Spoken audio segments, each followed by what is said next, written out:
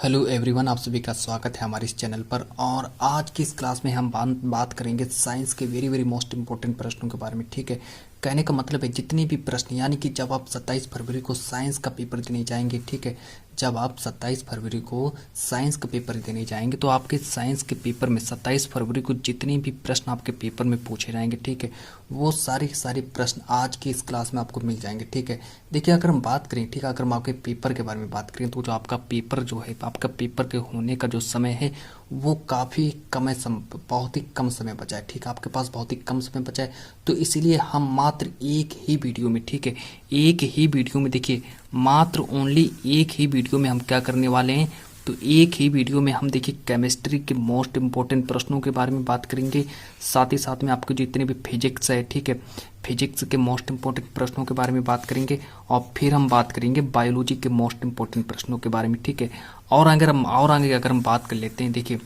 और अगर हम आगे बात कर लेते हैं कि साइंस को हमने यहाँ पर देखिए 3 भागों में बांटा है। ठीक है, साइंस को मैंने 3 भागों में बांटा है, जिस तरह से मान लीजिए कि आपका देखिए साइंस के 3 भाग देख लीजिए, केमिस्ट्री हो गए, फिजिक्स हो गए, बायोलॉजी को। ठीक है, केमिस्ट्री, फिजिक्स, बायोलॉजी। तो आज की इस क्लास में हम आपके मात्र ओनली 70 नंबर कंप्लीट करवाएंगे। ठीक है, आज का जो मेरा टारगेट रहेगा वो रहेगा 70 नंबर कंप्लीट, मात्र एक ही वीडियो में। ठीक है, आप लोग क्या करें, सिर्फ स्टूडेंट्स मेरी इस क्लास को शुरू से लेकर लास्ट तक देख लेना। ठीक है, मेरी गारंटी है एक भी प्रश्न आपका आज की इस क्लास में बाहर नहीं होने दूंगा। ठीक है, 27 फरवरी को जब आप पेपर देने जाएंगे, ठीक है, तो आपको सारे के सारे प्रश्न आज की इस क्लास में देखने को मिल जाएंगे। ठीक है, तो देखिए आज की इस क्लास में हम कितने कितने इंपॉर्टेंट प्रश्नों के बारे में बात करेंगे। अगर हम बात कर लें साइंस के बारे में बात कर लें, जो कि साइंस जो है बहुत ही छात्रों का मतलब कि फेवरेट सब्जेक्ट होता है। कई छात्रों का ये जो साइंस है कमज़ोर होता है। ठीक है, तो कमज़ोर छात्र अवश्य देखें इस क्लास को, क्योंकि उन छात्रों के लिए क्लास अवश्य बनाई गई है और बिल्कुल एक ही क्लास में बहुत ही अच्छे से समझाएंगे। तो देखिए 70 नंबर एक ही वीडियो में कंप्लीट करवाएंगे। ठीक है, अब देखिए यहाँ पर देखिए एक ही वीडियो में 70 नंबर कंप्लीट करवाएं, ताकि आपको अगली वीडियो, कोई भी वीडियो देखने की कोई भी आवश्यकता ना पड़े। ठीक है, तो चलिए सबसे पहले हम बात करते हैं कि हम किन किन टॉपिकों के बारे में बात करेंगे। तो ठीक है, तो चलिए उन टॉपिकों के बारे में बात कर लेते हैं। तो देखिए सबसे पहले हम बात करेंगे केमिस्ट्री के मोस्ट इंपॉर्टेंट प्रश्नों के बारे में, जो कि आपकी जो केमिस्ट्री है 20 नंबर की पूछी जाएगी। ठीक है, तो केमिस्ट्री जो है 27 फरवरी को 20 नंबर की पूछी जाएगी। और अगर हम फिजिक्स के बारे में बात करें, तो फिजिक्स आपकी 25 नंबर की पूछी जाएगी। फिर अगर हम बात करें आपके बायोलॉजी के बारे में, तो बायोलॉजी जो है आपके पेपर में 25 नंबर की पूछ ली जाएगी। ठीक है, तो देखिए 20 नंबर की केमिस्ट्री आज की इस क्लास में हम बात कर लेंगे। ठीक है, आज की इस क्लास में हम आपके केमिस्ट्री के 20 नंबर कंप्लीट करवा देंगे, और आज के अभी ही हम आपके फिजिक्स के 25 नंबर आपके कंप्लीट करवाएंगे। ठीक है, फिर हम आपके कंप्लीट करवाएंगे 25 नंबर बायोलॉजी के, इसी तरीके से आपके 70 नंबर कंप्लीट हो जाएंगे। ठीक है, फिर देखिए हम किन किन टॉपिकों के बारे में बात करेंगे। देखिए आज की इस क्लास में हम बात करेंगे केमिस्ट्री की जितने भी इंपॉर्टेंट बहुविकल्पी प्रश्न हैं, उन सारे के सारे इंपॉर्टेंट बहुविकल्पी प्रश्नों के बारे में बात करेंगे। फिर हम बात करेंगे केमिस्ट्री की जितनी भी, ठीक है, तो देखिए फिर हम बात करेंगे केमिस्ट्री की जितनी भी लघु उत्तरी प्रश्न है। ठीक है, और केमिस्ट्री में 2 लघु उत्तरी प्रश्न पूछे जाएंगे, वो भी 8 नंबर का पूछा जाएगा। ठीक है, तो आप लोगों को इनका जो उत्तर है बहुत ही ध्यान से देना है, और हम आपको बताएंगे कि कौन सा ऐसा प्रश्न है जो आप लोगों को तैयार करके जाना है केमिस्ट्री में।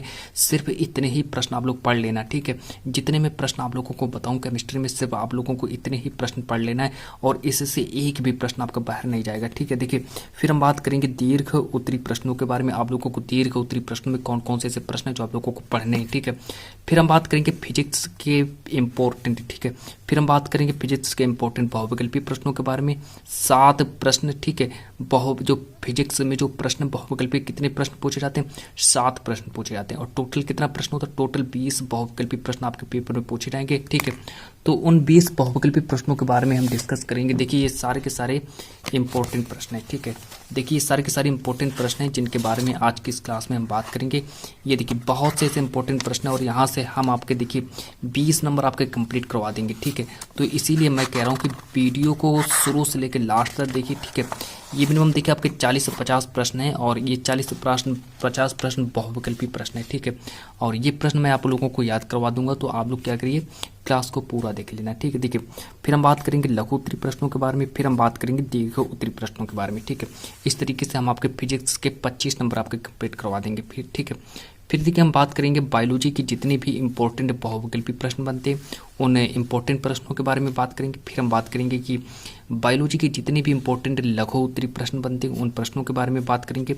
फिर हम बात करेंगे कि बायोलॉजी के जितने भी इंपॉर्टेंट दीर्घ उत्तरीय प्रश्न बनते हैं उन प्रश्नों के बारे में बात करेंगे। ठीक है, तो आज की जो क्लास है बहुत ही इंपॉर्टेंट होने वाली है और बिल्कुल एक ही क्लास में हम आपके सारे के सारे प्रश्नों को कंप्लीट करवा देंगे और इस क्लास को देखने के बाद आपको कोई भी क्लास देखने की आवश्यकता नहीं है। ठीक है, तो यहाँ पर देखिए सबसे पहले अगर हम बात करेंगे कि आपके फिजिक्स के बारे में बात करेंगे। ठीक है, तो अब चलिए यहाँ पर सबसे पहले हम आपके कंप्लीट करवाते हैं, फिजिक्स को कंप्लीट करवाएंगे। ठीक है, और लास्ट में देखिए इस क्लास के लास्ट में हम बात करेंगे बहुविकल्पी प्रश्नों के बारे में। ठीक है, तो अब हम बताएंगे कि आपको फिजिक्स में कौन कौन से ऐसे लघु उत्तरीय प्रश्न हैं और साथ ही साथ में कौन कौन से ऐसे दीर्घ उत्तरीय प्रश्न हैं जो आप लोगों को तैयार करके जाने। ठीक है, देखिए अगर आप लोग देखिए स्टूडेंट्स, अगर हम बात कर लें, अगर आप लोग लघु उत्तरीय प्रश्न और दीर्घ उत्तरीय प्रश्नों को अगर ये दोनों ही अगर आप लोग सही से तैयार कर लेते हैं तो आपके जो बहुविकल्पी प्रश्न है वो अपने आप तैयार हो जाते हैं। ठीक है, तो आपके जो बहुविकल्पी प्रश्न वो अपने आप तैयार हो जाते हैं, लेकिन आप लोग घबराएं नहीं। ठीक है, आप लोग सोच रहे हैं कि हम आपको बहुविकल्पी प्रश्न नहीं करवाएंगे, हम आपको जरूर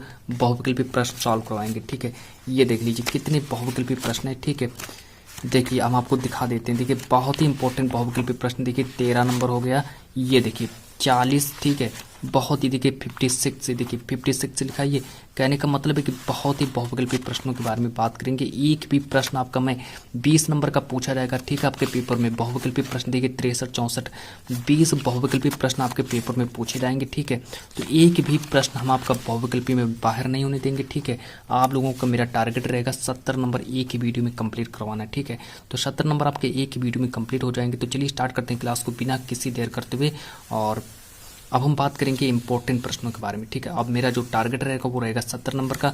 तो चलिए बिना किसी देर करते हुए क्लास को स्टार्ट करते हैं। सबसे पहले हम बात करेंगे इंपॉर्टेंट फिजिक्स से।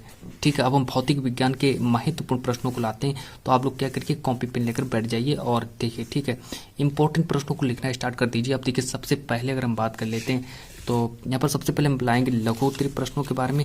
आप देखिए सबसे पहले लघु उत्तरीय प्रश्नों के बारे में बात करेंगे। ठीक है, तो सबसे मेरा पहला देखिए प्रश्न क्या कह रहा है, तो मेरा देखिए सबसे पहला देखिए प्रश्न आ चुका है और पहला देखिए प्रश्न मेरा क्या कह रहा है कि ये देखिए प्रश्न है, आप लोग इसका स्क्रीनशॉट भी ले सकते हैं। ठीक है, इसका आप लोग स्क्रीनशॉट ले लेना। ठीक है, इसका आप लोग स्क्रीनशॉट ले लेना।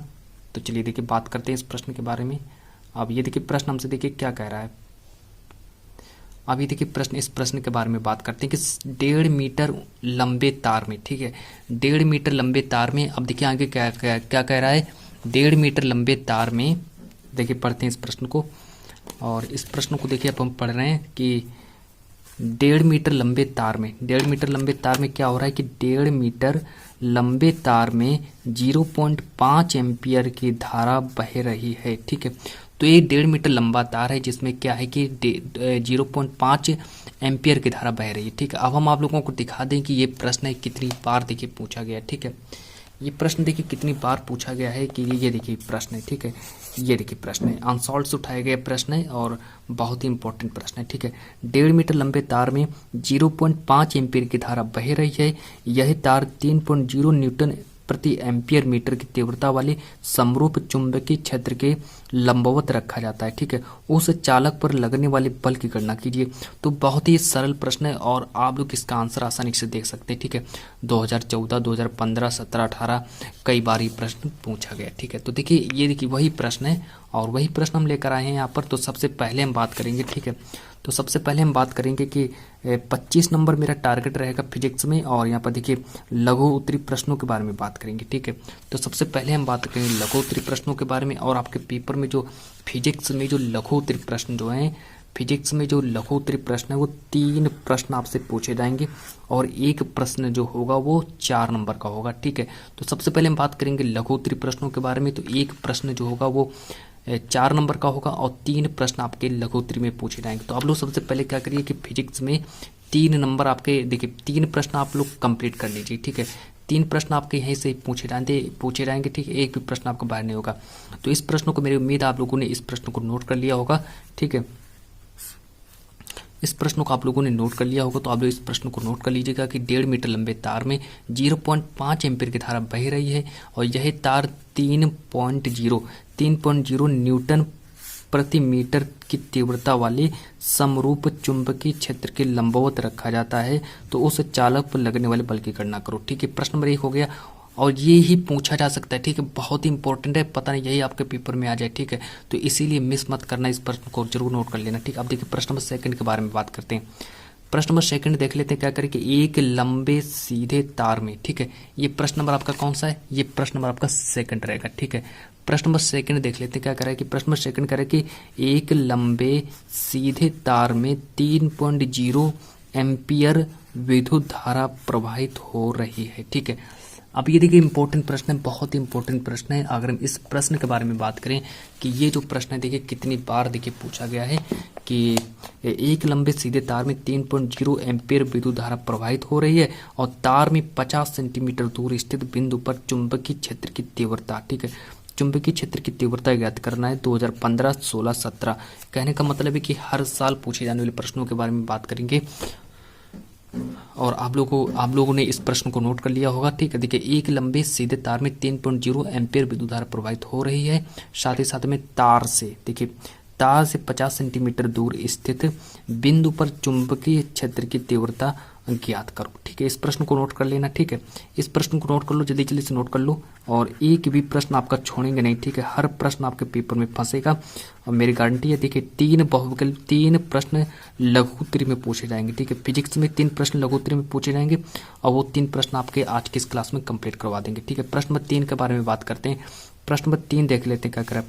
प्रश्न नंबर 3 यहाँ पर कह रहा है कि वैद्युत मोटर, ठीक है, प्रश्न नंबर 3 देखिए क्या कह रहा है कि वैद्युत मोटर व वैद्युत जनित्र के बीच क्या संबंध है। तो वैद्युत मोटर और वैद्युत जनित्र के बीच क्या संबंध है, ये भी देखिए बहुत ही इंपॉर्टेंट प्रश्न है। ठीक है, तो इस प्रश्न को भी याद करके चले जाना पेपर में।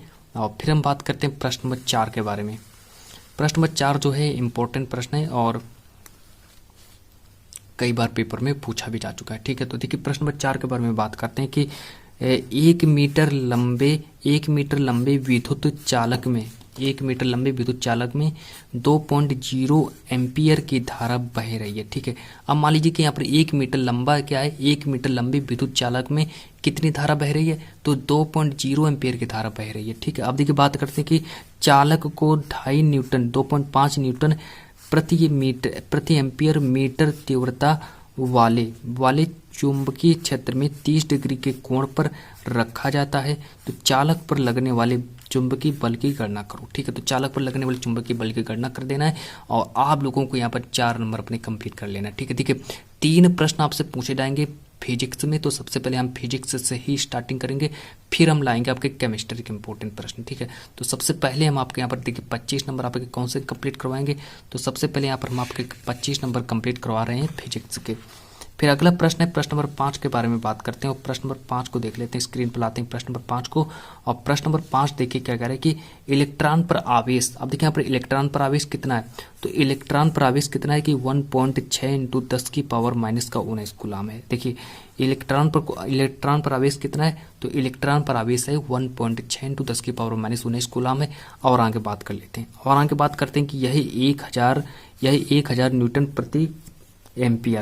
न्यूटन प्रति एम्पियर मीटर के चुंबकीय क्षेत्र से 30 डिग्री के कोण पर 5 × 10⁶ मीटर से की वेग से गति कर रहा है। ठीक है, गति कर रहा है तो हमको क्या करना है, हमको यहाँ पर इलेक्ट्रॉन पर आरोपित चुंबकीय बल की गणना करना है। ठीक है, अब आरोपित चुंबकीय बल की गणना करना है तो आप लोग क्या करिए, इस प्रश्न को नोट कर लेना। ठीक है, नोट कर लो और जल्दी से नोट कर लीजिए इस प्रश्न को, है ना, इंपॉर्टेंट प्रश्न है और आपके पेपर में पूछा जा सकता है। ठीक है, सारे के सारे प्रश्न इंपॉर्टेंट हैं और एक भी प्रश्न आपका छोड़ेंगे नहीं। ठीक है, 70 नंबर मेरा टारगेट रहेगा, एक ही क्लास में आपके 70 नंबर कंप्लीट हो जाएंगे। ठीक है, अब देखिए अगला प्रश्न है, यहाँ पर अगला प्रश्न को नोट कर लीजिए। अगला प्रश्न देखिए क्या कह रहा है, अगला प्रश्न करें कि बायो-सेवर्ट का नियम लिखिए, काफी इंपॉर्टेंट है, बायो-सेवर्ट का नियम आपसे पूछा जाएगा। प्रश्न नंबर 7 के बारे में बात करते हैं। प्रश्न नंबर 7 को लाते हैं स्क्रीन पर। प्रश्न नंबर 7 देखते हैं क्या कर रहा है, प्रश्न नंबर 7 देखते हैं क्या करके एक विद्युत बल्ब पर क्या है कि एक विद्युत बल्ब पर 250, ठीक है, 250 V और 200 W लिखा है। ठीक है, अब आगे देखते हैं कि इसे 250 V के मेंस से जोड़ने पर बल्ब में कितनी अधिकतम धारा प्रवाहित होगी। ठीक है, और बल्ब के प्रतिरोध की भी गणना करना। अब ये देखिए काफी इंपॉर्टेंट प्रश्न है, एक भी प्रश्न को मिस मत करना। ठीक है, तो आपके पेपर में जरूर पूछा जाएगा ये प्रश्न। और यहाँ पर देखिए सबसे पहले अगर हम बात करें कि और एक देखिए ये भी प्रश्न है और इस प्रश्न के बारे में बात करते हैं, जिस प्रश्न के बारे में हम बात कर चुके हैं और इस प्रश्न को जरूर याद कर लेना। ये देखिए प्रश्न 4 नंबर का पूछा जाएगा कि वैद्युत मोटर व वैद्युत जनित्र के बीच क्या संबंध है। ठीक है, तो ये भी देखिए बहुत ही इंपॉर्टेंट प्रश्न है और आज की इस क्लास में हम उन प्रश्नों के बारे में बात करेंगे जो प्रश्न कई बार पूछे जा चुके हैं। ठीक है, कई बार प्रश्न पूछे जा चुके हैं, तो उन्हीं प्रश्नों के बारे में बात करेंगे। ठीक है, तो इस प्रश्न को नोट कर लिया होगा आप लोगों ने। तो अगला प्रश्न, इस प्रश्न को नोट कर लेना। ठीक है, तो इस प्रश्न को नोट कर लेना और कॉपी में नोट कर लेना। अगला प्रश्न देख लीजिए। अगला प्रश्न है और आप लोगों को एक चित्र भी दिया जाएगा और आप लोगों को एक चित्र के माध्यम से समझाया जाएगा और यहाँ पर आप लोगों को चित्र के माध्यम से एक सवाल को लगाना है। ठीक है, अब देखिए एक सवाल दिया जाएगा आप लोगों को क्या करना है कि इसको एक सवाल लगाना है। ठीक है, अब बात करते हैं कि नीचे दिए गए चित्र में, अब देखिए ये एक चित्र है। ठीक है, ये एक चित्र है। नीचे दिए गए चित्र में दिए गए वैद्युत परिपथ में ए तथा बी, अब ये आपका ए हो गया, ये आपका बी हो गया। ठीक है, ए तथा बी के बीच परिणामी प्रतिरोध का मान ज्ञात करो। ठीक है, ए और बी के बीच हमको क्या करना है कि परिणामी प्रतिरोध का मान ज्ञात कर देना है और सवाल को हल कर देना है। ठीक है, तो सवाल को जैसे ही आप लोग हल कर देंगे आपको पूरे के पूरे नंबर मिल जाएंगे। तो अगला प्रश्न देख लेते हैं। यहाँ पर फिर से एक प्रश्न दिया गया है जहाँ पर हमको एक चित्र के बारे में समझाना है। ठीक है, तो चित्र से हमको यहाँ पर समझाना है और प्रश्न में कहा गया है कि निम्न परिपथ में वैद्युत धारा आई का मान ज्ञात करना है। तो आई देखिए ये आई है और यहाँ पर ये देखिए 10 वोल्ट लिखा है, ये 2 है, 4 लिखा, तो इस तरीके से आप लोग इसको हल कर लेंगे और आप लोगों का जो आंसर है आप लोगों को निकाल देना है, कॉपी में देख लेना है और आप लोगों को इसका आंसर देख लेना है। ठीक है, आंसर देख करके आप लोग इसको हल कर लेना और आगे बात करते हैं। प्रश्न नंबर 10 के बारे में बात करते हैं। प्रश्न नंबर 10 भी काफ़ी इंपॉर्टेंट है और प्रश्न नंबर 10 को देख लेते हैं। प्रश्न नंबर 10 कह रहे कि 250 वोल्ट 5 एम्पियर फ्यूज वाले परिपथ में 25 वाट के कितने बल्ब जल सकते हैं। बहुत ही इंपॉर्टेंट प्रश्न है। प्रश्न स्टूडेंट्स छोटा है लेकिन पूछा बहुत जाता है। ठीक है, प्रश्न छोटा है लेकिन पूछा बहुत जाता है, तो आप लोग जरूर इन सारे के सारे प्रश्नों को तैयार कर लेना। फिर बढ़ते हैं प्रश्न नंबर 11 की ओर। प्रश्न नंबर 11 को देखते हैं कि प्रश्न नंबर 11 देखते हैं क्या करें कि यदि किसी चालक में प्रवाहित धारा 4.0 एम्पियर हो तो 1.5 मिनट में प्रवाहित आवेश की मात्रा ज्ञात करो। ठीक है, तो ये देखिए काफी इंपॉर्टेंट प्रश्न है, आप लोगों को इस प्रश्न को भी तैयार कर लेना कि यदि किसी चालक में प्रवाहित धारा कितनी है, तो यदि किसी चालक में प्रवाहित धारा कितनी 4.0 एम्पियर है, तो यहाँ पर क्या करना है कि हमको 1.5 मीटर लंबे प्रवाहित आवेश की मात्रा को ज्ञात कर देना। ठीक है, तो बढ़ते हैं प्रश्न नंबर 12 की ओर और प्रश्न नंबर 12 को देख लेते हैं क्या करें। प्रश्न नंबर 12 कह रहा है कि बिंदु ए से बी की ओर 10⁸ इलेक्ट्रॉन 10⁻⁴ सेकंड में प्रवाहित होते हैं। अब देखिए यहाँ पर ए दिया है और आपका बी दिया है। ठीक है, और 10⁸ कहने का मतलब है कि इलेक्ट्रॉन मतलब कि 10⁻⁴ सेकंड में कितने इलेक्ट्रॉन है, तो 10⁸ इलेक्ट्रॉन है जो कि 10⁻⁴ सेकंड में प्रवाहित होते हैं। अब यहाँ पर बताया गया कि कितनी विद्युत धारा किस दिशा में प्रवाहित होगी। ठीक है, तो यहाँ पर हमको समझाना है कि कितनी विद्युत धारा है जो कि किस दिशा में प्रवाहित होगी, वहां पर हमको बताना है। साथ ही साथ में अब इलेक्ट्रॉन पर आवेश कितना, तो इलेक्ट्रॉन पर आवेश दिया गया 1.62 10⁻⁻⁹ कूलम। ठीक है, तो इसको हल कर लेना है। तो अगला प्रश्न लाते हैं स्क्रीन पर और सारे के सारे प्रश्न आप लोगों को यहीं से ही मिल जाएंगे। ठीक है, एक भी प्रश्न आपका बाहर नहीं होने देंगे। अब अगला प्रश्न है कि निकट दृष्टि दोष किसे कहते हैं। अगला प्रश्न देख लेते हैं कि निकट दृष्टि दोष किसे कहते हैं, इस दोष के क्या कारण है। ठीक है, तो हमको यहाँ पर समझाना है कि निकट दृष्टि दोष किसे कहते हैं और इस दोष के क्या कारण है, और साथ ही साथ में हमको यहाँ पर समझाना है कि निवारण के लिए किस प्रकार का लेंस प्रयुक्त किया जाता है। ठीक है, और हमको यहाँ पर किरण आरेख द्वारा समझाना है। तो देखिए हमको यहाँ पर किरण आरेख द्वारा समझाना है जो कि बहुत ही इंपॉर्टेंट प्रश्न है। ठीक है, तो सारे के सारे प्रश्नों को जरूर तैयार कर लेना, हो सकता है आपके पेपर में यही पूछा जाएगा। अब देखिए 3 प्रश्न आपसे लघुत्तरीय प्रश्न पूछे जाएंगे और हम कितने 13 इंपॉर्टेंट प्रश्नों के बारे में बात कर चुके हैं। ठीक है, तो 13 में से आप लोगों को 3 प्रश्न आप लोगों को जरूर मिल जाएंगे। ठीक है, 13 प्रश्न। अब देखिए 2 प्रश्न और हैं, फिर हम बात करते हैं दीर्घ उत्तरीय प्रश्नों के बारे में। तो अब हम बात करते हैं प्रश्न नंबर 14 के बारे में। अब प्रश्न नंबर 14 को लाते हैं स्क्रीन पर। अब देखिए ये प्रश्न दिया गया है और एक ही प्रश्न दिया है, ठीक है। अब इन दोनों में से एक प्रश्न जरूर पूछा जाता है, हर साल पूछा जाता है, ठीक है। इन दोनों में से एक प्रश्न जरूर पूछा जाता है, ठीक है। तो आपके पेपर में प्रश्न जरूर पूछा जाएगा, दो में से एक प्रश्न जरूर आएगा, 100% आएगा। फिर बात करते हैं कि दूरदृष्टि दोष किसे कहते हैं। दूरदृष्टि दोष किसे कहते हैं और यह किन कारणों से होता है, ठीक है। फिर बताना है कि इस दोष के निवारण के लिए किस प्रकार का लेंस प्रयुक्त किया जाता है, ठीक है। तो हमको यहाँ पर समझाना है कि इस दोष के निवारण के लिए हम किस प्रकार के लेंस का प्रयोग करते हैं, ठीक है। ये भी समझाना है और हमको बताना है कि दूरदृष्टि दोष किसे कहते हैं और यह किन कारणों से होता है, ठीक है। तो इस दोष के निवारण के लिए किस प्रकार का लेंस प्रयोग में किया जाता है। फिर बात करते हैं प्रश्न नंबर 15 के बारे में और स्क्रीन पर लाते हैं प्रश्न नंबर 15 को। तो देखिए प्रश्न नंबर 15 कह रहा है कि वायु के सापेक्ष जल तथा कांच के अपवर्तनांक कितने। तो वायु के सापेक्ष जल तथा कांच का अपवर्तनांक कितने। तो देखिए 4/3 और 3/2 है। तो हमको क्या करना है कि जल का कांच के सापेक्ष अपवर्तनांक ज्ञात करना है, ठीक है। ठीक, तो देखिए यहाँ पर हम बात कर चुके हैं आपके लघु उत्तरीय प्रश्नों के बारे में और लघु उत्तरीय प्रश्नों के बारे में, जिसमें हमने कितने मात्र ओनली 15 इंपॉर्टेंट प्रश्नों के बारे में बात की, ठीक है। तो हमने देखा यहाँ पर देखिए लघु उत्तरीय प्रश्न जो आपके फिजिक्स में जो लघु उत्तरीय प्रश्न है उसमें हमने 15 महत्वपूर्ण प्रश्न आपको हमने बताए, ठीक है। तो हमने आपको 15 महत्वपूर्ण लघु उत्तरीय प्रश्न बताए, ठीक है। तो इसमें से आपको 3 इम्पोर्टेंट, ठीक, आपके पेपर में 3 इम्पोर्टेंट लघु उत्तरीय प्रश्न पूछे जाएंगे भौतिक विज्ञान में। तो आप लोगों को 3 प्रश्न यहाँ से मिल जाएंगे, ठीक है। आप लोग इतने प्रश्न पढ़ लेना, आप लोगों को इसमें से 3 प्रश्न मिल जाएंगे और 12 नंबर का आता है, ठीक है। यानी कि एक प्रश्न जो होता है 4 नंबर का होता है। तो अब हम बात करेंगे दीर्घ उत्तरीय प्रश्नों के बारे में। तो दीर्घ उत्तरीय प्रश्नों के बारे में बात करेंगे जो कि आपके पेपर में जरूर पूछा जाएगा, ठीक है। तो चलिए सबसे पहले हम बात करते हैं और दीर्घ उत्तरीय प्रश्नों को लाते हैं आप लोगों की स्क्रीन पर। तो सबसे पहला में देखिए मेरा प्रश्न क्या है। तो सबसे पहला देखिए प्रश्न है कि ओम के नियम से स्टार्ट करेंगे और ओम का नियम आप लोगों को जरूर तैयार कर लेना है, ठीक है। तो ओम का नियम आप लोगों को जरूर तैयार करके जाना है पेपर में। तो चलिए ओम के नियम से स्टार्ट करते हैं और यहाँ पर हम बात करते हैं कि देखिए सबसे पहले बात करते हैं कि ओम का नियम क्या है। तो ओम का नियम क्या है, इसके सत्यापन के लिए आवश्यक प्रयोगों का वर्णन परिपथ आरेख खींचकर करो, ठीक है। अब हमको क्या करना है कि ओम का नियम लिखना है, फिर इसके सत्यापन के लिए आवश्यक प्रयोगों का वर्णन कैसे करना है। तो आवश्यक प्रयोग का वर्णन परिपथ खींचकर आरेख खींचकर करना है। तो चलिए अगला प्रश्न हो जो कि बहुत ही इंपॉर्टेंट है और हर साल पूछा जाता है, ठीक है। देखिए 6 नंबर का आपके पेपर में पूछा जाएगा, क्योंकि अब हम बात कर रहे हैं दीर्घ उत्तरीय प्रश्नों के बारे में, ठीक है। एक प्रश्न आपके पेपर में पूछा जाएगा दीर्घ उत्तरीय प्रश्न।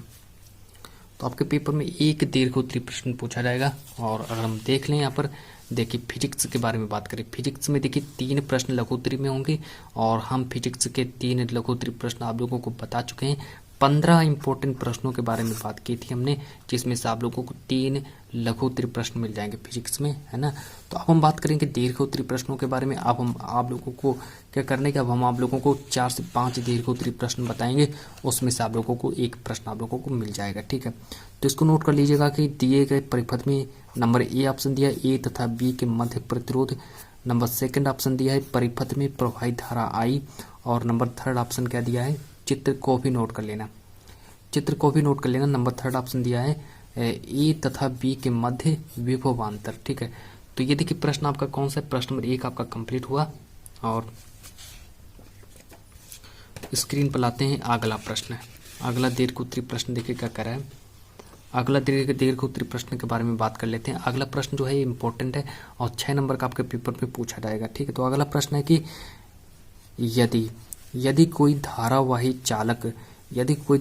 चालक चुंबकीय क्षेत्र के समांतर लंबवत, नंबर थर्ड ऑप्शन दिया है 60 अंश का कोण बनाते हुए रखा जाए तो चालक पर लगने वाले बल का सूत्र लिखना है, ठीक है। तो देखिए इस प्रश्न को भी सॉल्व कर लेना है और एक प्रश्न जो है ये देखिए 2-2 नंबर के पूछे जाएंगे और इस तरह से आप लोगों को यहाँ पर 6 नंबर का एक प्रश्न पूछ लिया जाएगा, ठीक है। तो अगला प्रश्न नोट कर लीजिएगा, इंपॉर्टेंट प्रश्न है। तो अगला प्रश्न नोट कर लीजिएगा। यहाँ पर अगला देखिए प्रश्न क्या कर रहा है, अगला प्रश्न कह रहा है कि वैद्युत चुंबकीय प्रेरण से आप क्या समझते हैं और प्रयोगों द्वारा इसे कैसे प्रदर्शित करेंगे। ठीक है, तो इसको प्रयोगों द्वारा कैसे प्रदर्शित करेंगे, तो इस प्रश्न को भी जरूर तैयार कर लेना। अगला प्रश्न है प्रश्न नंबर 4 के बारे में बात करते हैं, जो कि फैराडे के क्या कह रहे हैं प्रश्न नंबर 4 कि फैराडे के विद्युत चुंबकीय प्रेरण से प्रेरण के नियम लिखो और प्रेरित विद्युत धारा की दिशा ज्ञात करने के संबंध में फ्लेमिंग का नियम भी लिखना है। ठीक है, तो इसको नोट कर लीजिएगा। अगला प्रश्न है प्रश्न नंबर 5 के बारे में बात करते हैं कि फ्लेमिंग का वाम हस्त नियम लिखना है।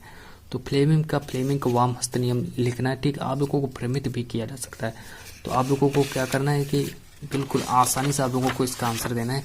तो अगला प्रश्न आप लोग नोट कर लीजिएगा कि वैद्युत मोटर का नामांकित आरेख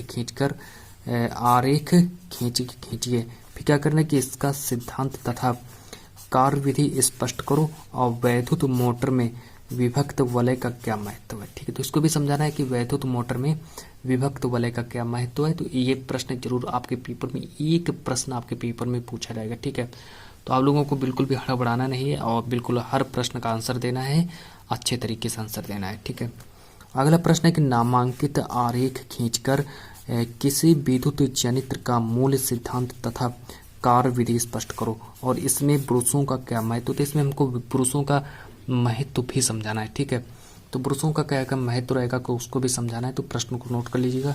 अगला प्रश्न देख लेते हैं, प्रश्न नंबर 8 को देख लेते हैं और प्रश्न नंबर 8 के बारे में हम बात करने वाले हैं। तो प्रश्न नंबर 8 को देख लेते हैं। प्रश्न नंबर 8 देखते हैं क्या कह रहा है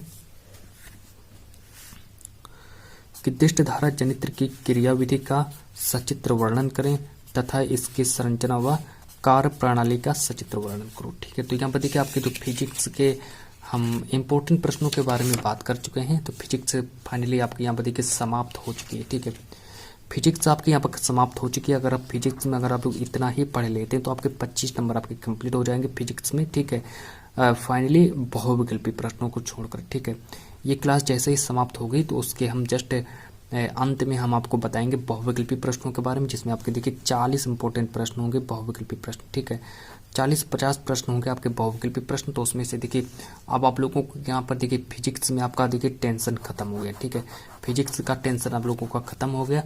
अभी आप लोगों का टेंशन बाकी है केमिस्ट्री में, तो केमिस्ट्री के इंपॉर्टेंट प्रश्न भी देख लीजिएगा और केमिस्ट्री में सिर्फ इतने ही प्रश्नों को पढ़ लीजिएगा जितने हम प्रश्न आप लोगों को बताएंगे। तो चलिए हम केमिस्ट्री को स्टार्ट करते हैं। केमिस्ट्री में सबसे पहले हम बात करेंगे जितने भी इंपॉर्टेंट आपके लघु उत्तरी प्रश्न होंगे और साथ ही साथ में आप लोगों को जितने भी इंपॉर्टेंट दीर्घ उत्तरी प्रश्न होंगे। तो सबसे पहले हम बात करेंगे केमिस्ट्री के इंपॉर्टेंट लघु उत्तरी प्रश्नों के बारे में। ठीक, तो आप लोग को क्या करिए कॉपी पेन लेकर फिर से देखिए इन सारे के सारे प्रश्नों को कॉपी में लिख लेना। तो ये देखिए प्रश्न है और ये देखिए कौन सा प्रश्न है जो कि इम्पोर्टेंट है। तो सबसे पहले हम बात करेंगे केमिस्ट्री के मोस्ट इंपॉर्टेंट लघु उत्तरी प्रश्नों के बारे में और फिर हम बात करेंगे केमिस्ट्री के दीर्घ उत्तरी प्रश्नों के बारे में। तो चलिए सबसे पहला देखिए प्रश्न मेरा कह रहा है कि समजातीय श्रेणी क्या है उदाहरण के साथ समझाना है। तो ठीक है, समजातीय श्रेणी क्या है उदाहरण के साथ समझाना है। और प्रश्न नंबर 2 को देख लेते हैं। प्रश्न नंबर 2 कह रहा है कि एल्केन एल्काइन तथा एल्काइन से आप क्या समझते हैं। ठीक है, एल्केन एल्किन तथा एल्काइन से आप क्या समझते हैं, ये आपका प्रश्न नंबर 2 हो जाएगा। प्रश्न नंबर 2 को भी नोट कर लेना, सारे के सारे इंपॉर्टेंट प्रश्न है। ठीक है, प्रश्न नंबर 3 क्या कह रहा है कि संतृप्त तथा असंतृप्त हाइड्रोकार्बन से क्या अंतर है उदाहरण द्वारा स्पष्ट करना है। ठीक, उदाहरण द्वारा स्पष्ट कर देना। फिर प्रश्न नंबर 4 के बारे में बात करते हैं। प्रश्न नंबर 4 आपका इतना रहेगा और प्रश्न नंबर 4 के बारे में बात करते हैं कि समूह या मूलक से आप क्या समझते हैं और अभिक्रियात्मक समूह का क्या तात्पर्य है। फिर अगला प्रश्न नंबर 5 के बारे में बात करते हैं। प्रश्न नंबर 5 में आपसे पूछा जाएगा IUPAC नाम।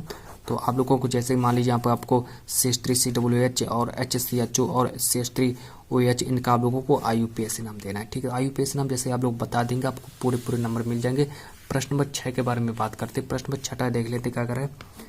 प्रश्न नंबर 6 करें कि निम्न यौगिकों के संरचनात्मक सूत्र लिखना। तो देखिए कुछ ऐसे आप लोगों को यौगिक दिए जाएंगे जिसमें से आप लोगों को क्या करना है कि इनके संरचनात्मक सूत्र लिखना है। जैसे कि प्रोपेन 2 और 2 हाइड्रोक्सी प्रोपेनोइक अम्ल। तो आप लोगों को इनके संरचनात्मक सूत्र लिख देना। ठीक है, तो अगले प्रश्न की ओर बढ़ते हैं और अगला प्रश्न देख लेते क्या कर रहा है। अगला प्रश्न करें कि प्रतिस्थापन अभिक्रिया पर संक्षिप्त टिप्पणी लिखो। ठीक है, तो यहाँ पर हमको प्रतिस्थापन अभिक्रिया पर संक्षिप्त टिप्पणी लिख देना है। फिर अगला प्रश्न देख लेते हैं। ये प्रश्न स्टूडेंट्स आपके पेपर में जरूर पूछा जाएगा, आप लोग क्या करिए इसको जरूर नोट कर लेना, ठीक है। देखिए क्या होता है जब एथिल अल्कोहल को सांद्र सल्फ्यूरिक अम्ल के साथ 160 से 170 डिग्री सेंटीग्रेड पर कम करते हैं। जब हम क्या होता है कि जब हम सांद्र सल्फ्यूरिक अम्ल जो होता है उसको जब हम 160 से 170 डिग्री सेंटीग्रेड पर गर्म करते हो तब क्या होता है, ठीक है।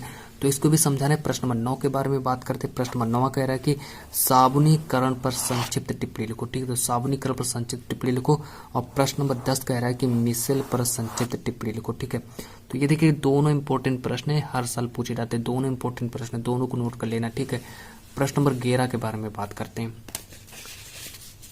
प्रश्न नंबर 11 देख लेते हैं क्या कह रहा है। प्रश्न नंबर 11 कह रहा है, और प्रश्न नंबर 11 को नोट कर लेना, ठीक है। प्रश्न नंबर 11 कह रहा है कि क्या होता है जब केवल समीकरण दीजिए, क्या होता है जब केवल समीकरण देना है। नंबर ए ऑप्शन दिया है कि एथिल एल्कोहल को क्लोरीन व NaOH के साथ गर्म करते हैं। नंबर सेकंड ऑप्शन क्या दिया है कि एसिटिक अम्ल क्लोरीन से क्रिया करता है। नंबर थर्ड ऑप्शन क्या दिया है, एथिल अल्कोहल को सोडियम धातु के साथ क्रिया कराते हैं, ठीक है। ये देखिए नंबर थर्ड ऑप्शन दिया। प्रश्न को भी नोट कर लेना क्या होता है जब, और इतना स्क्रीनशॉट ले लेना, ठीक है। प्रश्न नंबर 12 की ओर बढ़ते हैं। प्रश्न नंबर 12 कह रहा है कि परमाणु क्रमांक 17 वाले तत्व का आवर्त सारणी में वर्ग तथा आवर्त बताना है, ठीक है। तो वर्ग तथा आवर्त बता देना है, और इस तरह से आप लोगों को यहाँ पर देखिए नंबर कंप्लीट हो जाएंगे, ठीक है। तो अगर हम बात कर लें आपके केमिस्ट्री के बारे में, तो आपके देखिए केमिस्ट्री में यहाँ पर देखिए आपके जो इम्पोर्टेंट लघु उत्तरी प्रश्न है आपके देखिए इतने में ही आपको 2 लघु उत्तरी प्रश्न आपको मिल जाएंगे, ठीक है। तो अब यहाँ पर देखिए केमिस्ट्री लघु उत्तरी प्रश्न आपके कंप्लीट हो चुके हैं, ठीक है। तो केमिस्ट्री लघु उत्तरी प्रश्न आपके कंप्लीट हो चुके हैं, तो आप लोग केमिस्ट्री में इतना ही पढ़ लेना। तो अब हम यहाँ पर लेकर आए हैं केमिस्ट्री के मोस्ट इम्पोर्टेंट दीर्घ उत्तरी प्रश्नों के बारे में बात करेंगे। तो केमिस्ट्री के इंपॉर्टेंट दीर्घ उत्तरी प्रश्न है, तो इनको भी तैयार कर लेना, ठीक है।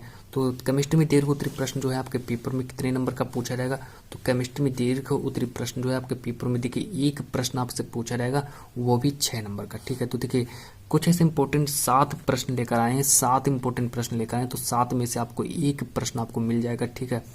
क्योंकि पहला ही प्रश्न इतना इंपॉर्टेंट है जो कि आपके पेपर में आ सकता है। देखिए कह रहा है कि विरंजक चूर्ण ब्लीचिंग पाउडर का रासायनिक नाम और सूत्र तथा उपयोग बताना है, ठीक। तो उपयोग बता देना है, आप लोगों को 6 में से 6 नंबर मिल जाएंगे।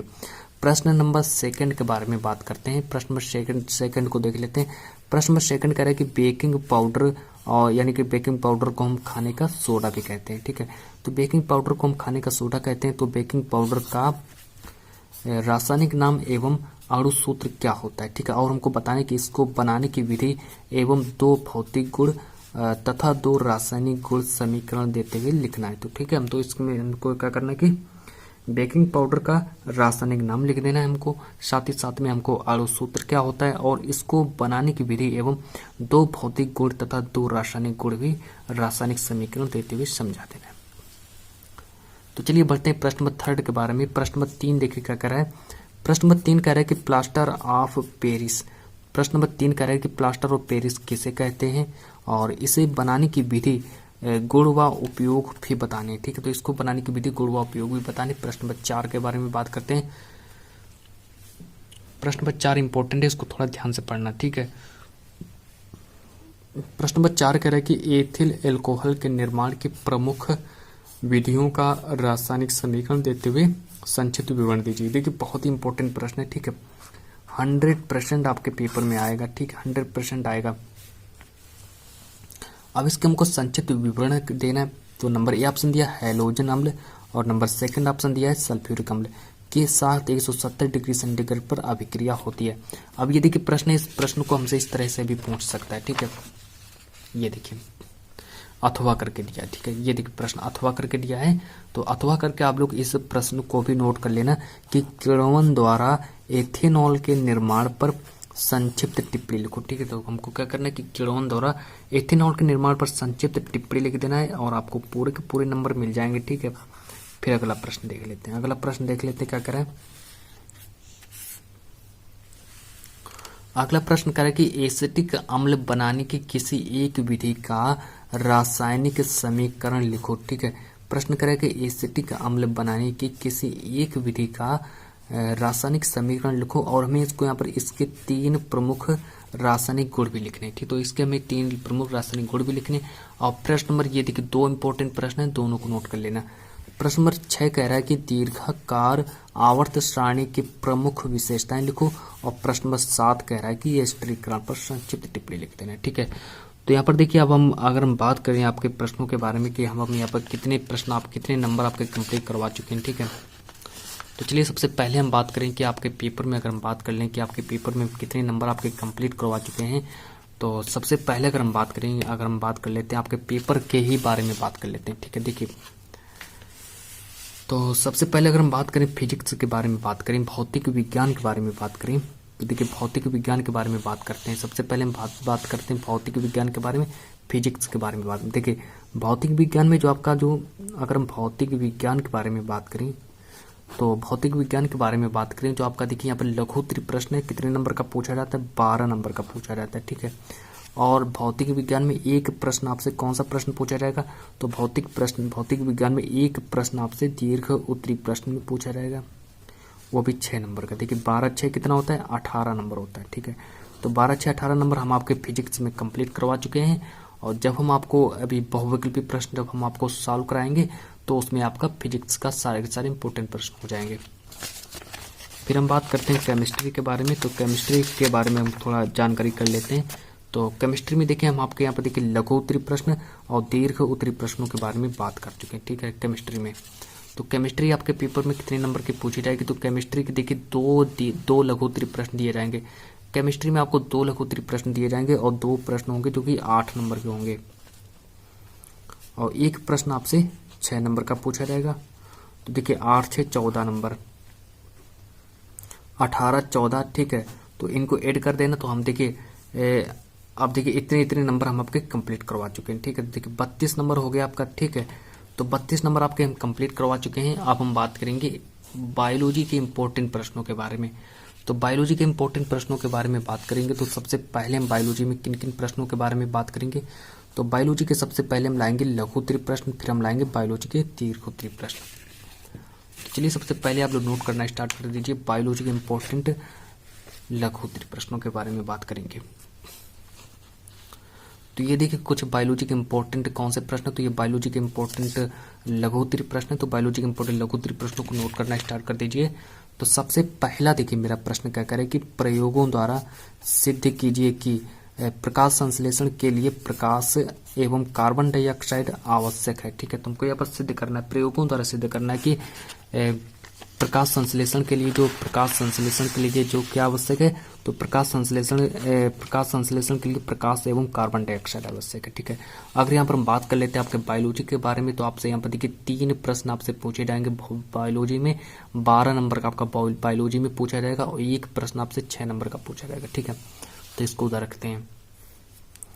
तो फिर आपको अगला प्रश्न याद करके जाना है कि भोजन के पाचन में लार की क्या भूमिका, ठीक है। तो इस प्रश्न को जरूर तैयार कर लेना। और 3 प्रश्न आपसे पेपर में पूछे जाएंगे, तीनों के तीनों प्रश्न आपको यहाँ पर मिल जाएंगे, ठीक है। फिर प्रश्न नंबर 3 के बारे में बात करते हैं कि वायवीय तथा अवायवीय श्वसन में क्या अंतर है, और कुछ जीवों के नाम लिखिए और जिनमें अवायवीय श्वसन होता है, ठीक है। तो यहाँ पर क्या करना है कि वायवीय तथा अवायवीय श्वसन में क्या अंतर है, साथ ही साथ में कुछ जीवों के नाम लिखिए जिनमें अवायवीय श्वसन होता है। फिर अगले प्रश्न के बारे में बात करते हैं। और अगला प्रश्न है कि रुधिर और लसिका में अंतर क्या है, और साथ ही साथ में धमनी और सिरा में अंतर बताना है, ठीक है। इन दोनों प्रश्नों को नोट कर लेना, इंपॉर्टेंट है कि रुधिर और लसिका में क्या अंतर है, और धमनी और सिरा में 4 मुख्य अंतर बताना है, और 4 नंबर का पूछा जाएगा। प्रश्न नंबर 6 देख लेते हैं क्या करें कि प्रश्न नंबर 6 करके पादपों में फ्लोएम द्वारा भोज्य पदार्थों के स्थानांतरण को समझाइए, ठीक है। तो पादपों में भोज्य पदार्थों के स्थानांतरण को भी समझाना है।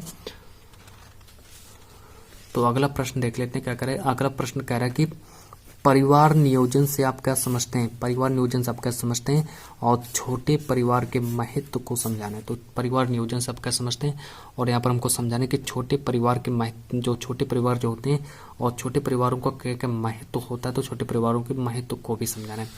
प्रश्न नंबर 8 के बारे में बात करते हैं। प्रश्न नंबर 8 कह रहे हैं कि स्वपरागण तथा पर परागण में विभेद करना। तो स्वपरागण तथा पर परागण में विभेद करना है।